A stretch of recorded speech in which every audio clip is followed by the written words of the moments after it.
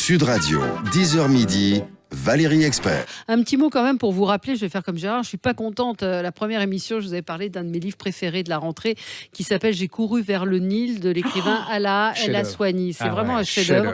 C'est un livre qui est interdit en Égypte, il faut le savoir. C'est un type qui est d'un courage incroyable. D'abord, c'est un livre passionnant, au-delà de son courage et de tout le mérite qu'il peut avoir.